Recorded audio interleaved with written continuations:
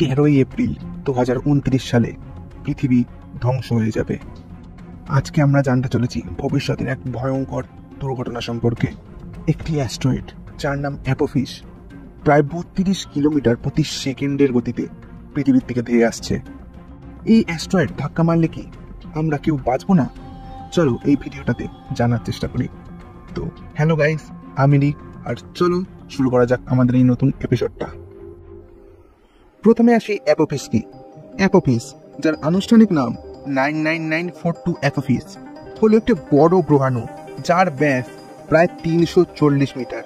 এটি 2004 সালে আবিষ্কৃত হয়েছিল এবং নামটি এসেছে মিশরের এক দেবতার নাম থেকে, যিনি ধ্বংস ও অন্ধকারের দেবতা ছিলেন। 2004 সালে যখন অ্যাপোফিস আবিষ্কৃত হয়, বিজ্ঞানীরা উদ্বিগ্ন হয়ে পড়েছিলেন, কারণ প্রাথমিক গণনায় দেখা যায় যে এটি 2029 সালে পৃথিবীর খুব কাছ দিয়ে অতিক্রম করবে। সেই সময় সম্ভাব্য ঝুঁকি ছিল প্রায় 2.7%, যা অনেকটাই বেশি। কিন্তু পরবর্তী পর্যবেক্ষণ এবং উন্নত গণনার মাধ্যমে বিজ্ঞানীরা নিশ্চিত করেছেন যে অ্যাপোফিস 2029 সালে পৃথিবীর সাথে সংঘর্ষ করবে না, বরং এটি পৃথিবীর প্রায় 31,000 কিলোমিটার দূর দিয়ে অতিক্রম করবে, যা আমাদের কিছু জিওস্টেশনারি খবরের কক্ষপথের চেয়েও কাছাকাছি। যদি থিওরি অনুযায়ী অ্যাপোফিস পৃথিবীতে আঘাত করত, তাহলে কি করতে পারত? একটি 340 মিটার ব্যাসের গ্রহাণু আঘাত করলে তীব্র ধ্বংসযজ্ঞ করত।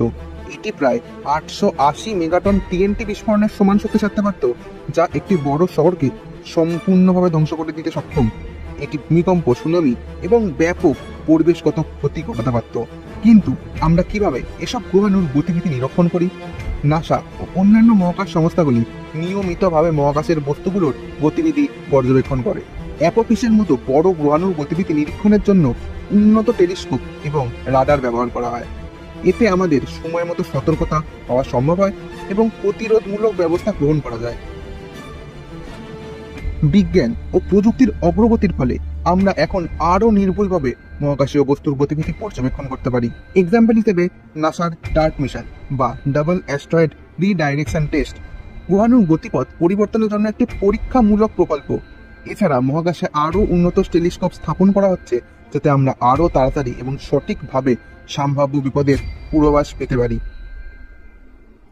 অ্যাপোফিসের সম্ভাব্য আঘাত নিয়ে যে উদ্বেগ রয়েছে তা বাস্তবিক নয়। বিজ্ঞানীরা নিশ্চিত করেছেন যে 2029 সালে এটি আমাদের কোনো ক্ষতি করবে না। কিন্তু এটা তো মহাকাশ, এখানে যা খুশি তাই হতে পারে। একটু কিছু এদিক থেকে ওদিক হলেই আমাদের পৃথিবীর শেষ দিনও হয়ে যেতে পারে। কিন্তু এটা থেকে বেঁচে গেল, এর পরে আরেকটা অ্যাস্ট্রয়েড আসছে, যেটা থেকে বাঁচা খুবই কঠিন, কারণ সেটা পৃথিবীকে ধাক্কা মারার চান্স প্রায় 72%। হ্যাঁ, ঠিকই শুনেছ। এই অ্যাস্ট্রয়েড নিয়ে শীঘ্রই ভিডিও আসছে, তাই চ্যানেলটিকে এক্ষুনি সাবস্ক্রাইব করে পাশের বেল আইকনটি অবশ্যই প্রেস করো। তো দেখা হবে আবার পরবর্তী কোনো নতুন ভিডিওতে। ততক্ষণের জন্য বাই বাই, ভালো থেকো, সুস্থ থেকো।